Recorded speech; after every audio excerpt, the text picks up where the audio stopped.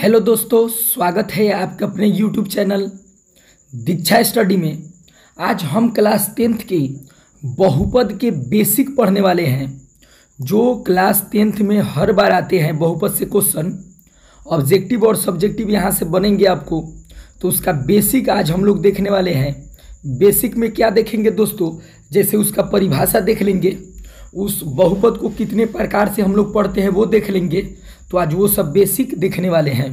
तो अगर आप इस चैनल पर आ गए हैं तो जल्दी से चैनल को सब्सक्राइब कर लीजिए और वीडियो को लाइक कर दीजिए और चैनल को अपने ग्रुप में शेयर कर दीजिए।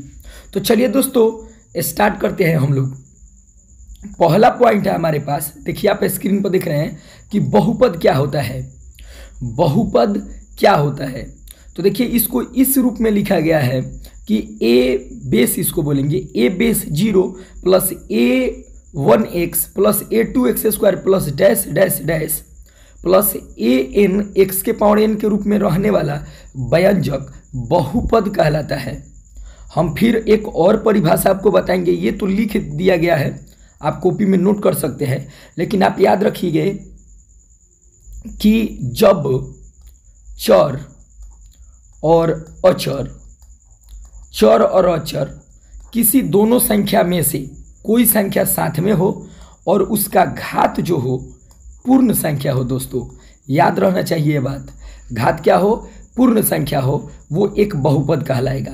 आप बोलेंगे कि चर और अचर कोई भी संख्या हो, वो चर हो सकता है या अचर हो सकता है, वो एक साथ नजर आए और उसका जो पावर है, घात है, एक पूर्ण संख्या है। पूर्ण संख्या मीन्स कि 0 से लेकर के 1 2 3 ये अनंत तक कुछ भी हो सकता है, तो एक बहुपद कहलाता है। जैसे आपको हम उदाहरण बता दें, जैसे मान लीजिए 4x square plus 3x plus 1, तो ये x चर है लेकिन 4 क्या है, अचर है, और इसका घात जो 2 है एक पूर्ण संख्या है, इसलिए ये क्या कहलाएगा बबुआ, बहुपद कहलाएगा। आगे बढ़ते हैं हम लोग। देखिए इसमें हम लोग आगे बढ़ेंगे।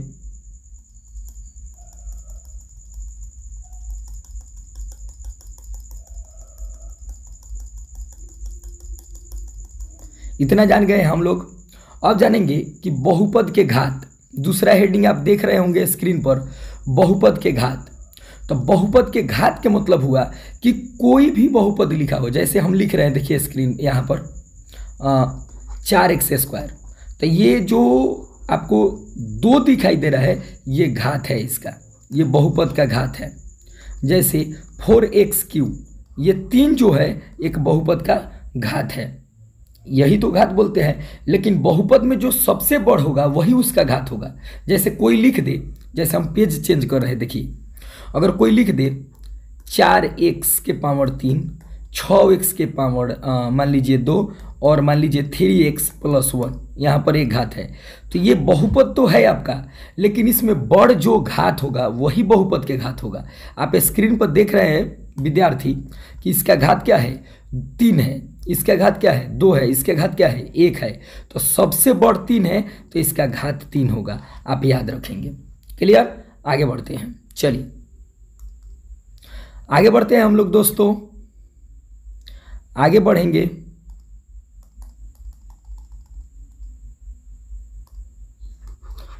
ये इसको इरेज कर दिया जाए।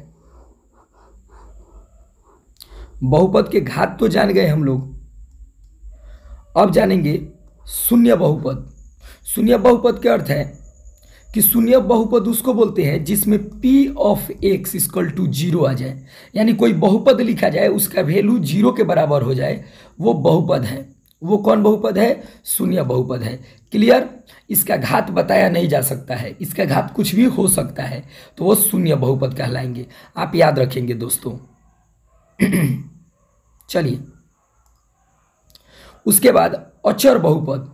अचर बहुपद क्या होता है कि जैसे गिनती के कोई संख्या हो गया, जैसे 2 4 6 8, ये सब अचर बहुपद है। 0 10 20 50, ये सब अचर बहुपद के अंतर्गत आएंगे, आप याद कर लेंगे। सब बढ़िया से सुन लीजिए फिर लिख लीजिए, हम लिख भी दिए हैं, आप इसको ऐड कर सकते हैं कॉपी में, कोई दिक्कत नहीं होगा दोस्तों। चलिए आगे बढ़ते हैं हम लोग, इसको इरेज करेंगे बढ़िया से।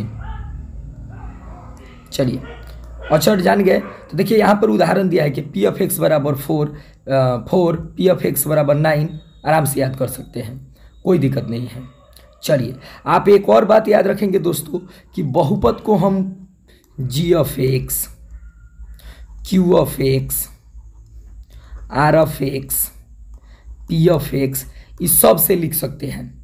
ठीक है, तो ये बात आपको ध्यान में रहना चाहिए और याद भी रहना चाहिए। आगे हम लोग बढ़ते हैं। चलिए आगे बढ़ेंगे दोस्तों। स्क्रीन पर आप देख रहे हैं कि रैखिक बहुपद। इससे पहले हम आपको एक बात बताना चाहेंगे, ध्यान दीजिए आप लोग। यहां पर देखेंगे जो बहुपद होता है दोस्तों, बहुपद उसको हम दो कैटेगरी से पढ़ते हैं।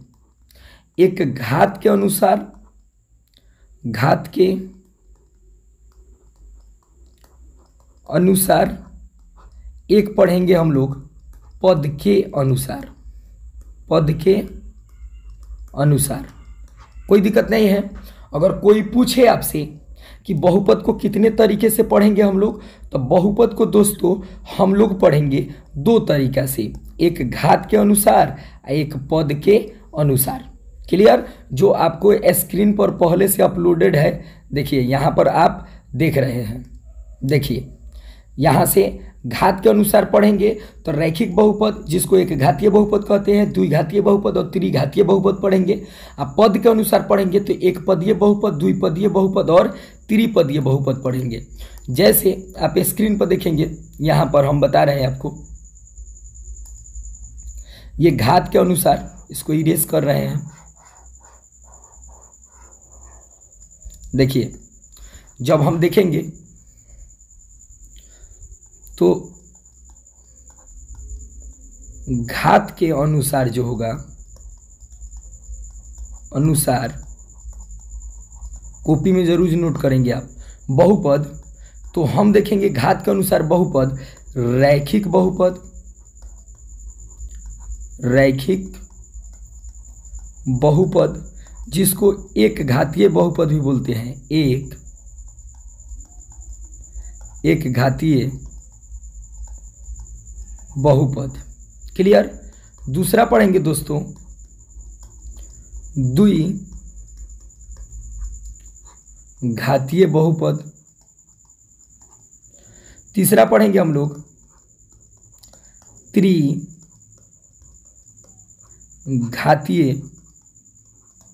बहुपद। क्लियर? और भी हो सकता है दोस्तों, 4 घातीय बहुपद, 5 घातीय बहुपद। इसका अर्थ है कि जिसका जितना पावर होगा वो उतना बहुपद कहलाएगा घात के अनुसार में। जैसे मैं आपको बता दूं कि जो रैखिक बहुपद होता है, इसका जो पावर होता है 1 होता है, इसका जो घात होगा 1 होगा रैखिक का। दूसरा जो होगा दोस्तों, द्विघातीय के घात 2 होता है और त्रिघातीय का घात 3 होता है। आप याद कर लेंगे। तो इसका परिभाषा कैसे बताएंगे कि रैखिक बहुपद का, कि वैसा बहुपद जिसका घात 1 हो उसे रैखिक बहुपद कहते हैं या एक घातीय बहुपद कहते हैं। द्विघातीय बहुपद देखेंगे दोस्तों, तो द्विघातीय बहुपद वह बहुपद है जिसका घात 2 हो, सीधा सा बात है। और त्रिघातीय बहुपद वो बहुपद है जिसका घात 3 है। आराम से हम लोग पढ़ सकते हैं। अब हम लोग जानेंगे दोस्तों कि रैखिक के मानक रूप, इसका घात, इसका व्यापक रूप जो भी होता है, और शून्यांक क्या क्या होते हैं, सब जानेंगे बारी बारी से। तो चलिए दोस्तों आगे बढ़ते हैं हम लोग। आगे बढ़ने से पहले आप नए हैं तो चैनल को ज़रूर सब्सक्राइब करें और अपने दोस्तों में इस चैनल को क्या करें, शेयर करें और बेल आइकन को सबसे पहले प्रेस कर लें। चलिए दोस्तों हम लोग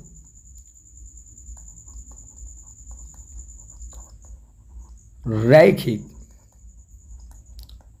बहुपद के सब बात जानेंगे।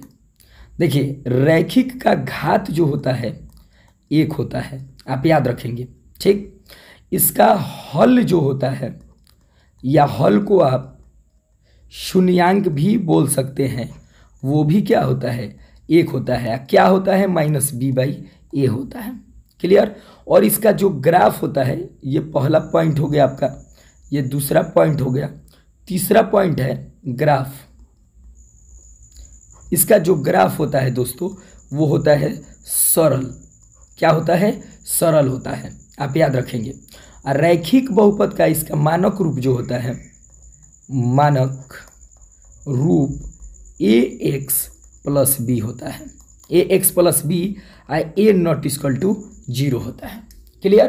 तो ये हमारा पॉइंट जो हुआ दोस्तों बहुत ही महत्वपूर्ण पॉइंट होगा आपके परीक्षा के दृष्टि से। तो आप एक बार इस टॉपिक को जरूर अपने कॉपी में नोट कर ले दोस्तों। तो ये रैखिक का हो गया। हम आगे बढ़ते हैं। जब आगे बढ़ेंगे दोस्तों तो इसमें देखेंगे हम लोग रैखिक के तो जान गए, रैखिक के जान गए। अब जानेंगे विद्यार्थी द्विघात बहुपद का। किसका जानेंगे? द्विघात बहुपद का। देखिए तो द्विघात बहुपद में क्या होता है, इसका जो घात होता है दोस्तों 2 होता है। क्या होता है? 2 होता है। दूसरा होगा आपका शून्यांक, या इसको हल भी बोल सकते हैं। ये भी कितना होता है? 2 होता है। शून्यांक कितना होता है? 2 होता है। घात भी कितना होता है? 2 होता है। हल भी कितना होता है? 2 होता है। वो हल कौन कौन होता है? एक अल्फा और एक बीटा। अल्फा बीटा के लिए सूत्र भी है, वो बताया जाएगा आपको। अल्फा बीटा होता है, ठीक। इसका मानक रूप होता है, जो मानक रूप वो होता है दोस्तों ax² plus bx plus c। इसमें भी a नॉट इक्वल टू 0 होता है, आप याद रखेंगे। उसके बाद है दोस्तों इसका लास्ट पॉइंट होगा आपका ग्राफ। क्या होता है? ग्राफ। इसका ग्राफ होता है परवलय। क्या होता है? परवलय। तो इसका जो पॉइंट हुआ आपका, ये भी इंपॉर्टेंट पॉइंट होगा आपके बिहार बोर्ड के दृष्टि से, आप देख लेंगे, ठीक है। चलिए अब लास्ट एक पॉइंट है जो घात के अनुसार पढ़ते थे, त्रिघात बहुपद। क्या होता है दोस्तों? त्रिघात बहुपद। वो त्रिघात बहुपद क्या होता है, उससे पहले इसको आप नोट डाउन करेंगे, क्योंकि इसको हम इरेज कर रहे हैं, आप ध्यान देंगे। चलिए इसको मिटा रहे हैं, आप स्क्रीनशॉट ले लेंगे। चलिए हम अब जानेंगे दोस्तों त्रिघात बहुपद के बारे में। क्या जानेंगे हम लोग? त्रिघात बहुपद के अब टोटल चीज को जानेंगे बारी बारी से। चलिए आगे बढ़ते हैं। त्रिघात बहुपद, त्रिघात बहुपद। त्रिघात जो बहुपद होता है दोस्तों, इसका जो घात होता है, इसका घात 3 होता है। क्या होता है? 3 होता है, आप ध्यान में रखेंगे। इसका घात क्या होता है? 3 होता है। इसका जो ग्राफ होता है दोस्तों, चाहे मान लीजिए हल ही जान लेते हैं, हल या शून्यांक, हल या शून्यांक। इसका शून्यांक 3 होता है। जितना घात होगा उतना ही शून्यांक होगा, 3 होगा। हल भी 3, शून्यांक भी 3। तो वो कौन शून्यांक होता है? तो एक अल्फा होता है, एक बीटा होता है और एक गामा होता है। अल्फा बीटा गामा के लिए भी एक सूत्र बना है जो हम जानेंगे इसी वीडियो में। फिर उसके बाद अल्फा बीटा गामा हो गया। उसके बाद दोस्तों इसका जानेंगे हम लोग मानक रूप। क्या जानेंगे? मानक रूप। मानक रूप जो होता है ax³ होता है प्लस bx² होता है प्लस cx होता है प्लस d होता है। इसमें a नॉट इक्वल टू 0 होता है, a नॉट इक्वल टू 0 होता है। तो कोई दिक्कत नहीं है, इसमें जान लेंगे। एक लास्ट पॉइंट जानेंगे, इसका ग्राफ। क्या जानेंगे? ग्राफ। जो ग्राफ होता है दोस्तों, इसका ग्राफ होता है परवलय, अति परवलय, सॉरी। क्या होता है? अति परवलय। इसका जो ग्राफ होगा आप स्क्रीन पर देख रहे हैं, अति परवलय होगा, अति परवलय। याद रखेंगे, अति परवलय। यह अति परवलय और परवलय क्या होता है, जो 11th क्लास में आपको पढ़ना है। इतना जानिए कि इसका ग्राफ अति परवलय होता है, रैखिक के सरल होता है, द्विघात के परवलय होता है और त्रिघात के अति परवलय होता है। तो ये परीक्षा के दृष्टि से हम लोग ये इम्पोर्टेंट पॉइंट जान गए। आगे फिर बढ़ेंगे। हम क्या क्या जाने?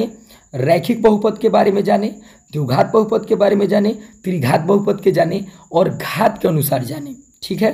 अब जानेंगे पद के अनुसार बहुपद, इसको हम इरेज करेंगे, आप स्क्रीनशॉट ले लेंगे इसका। चलिए अब हम जानेंगे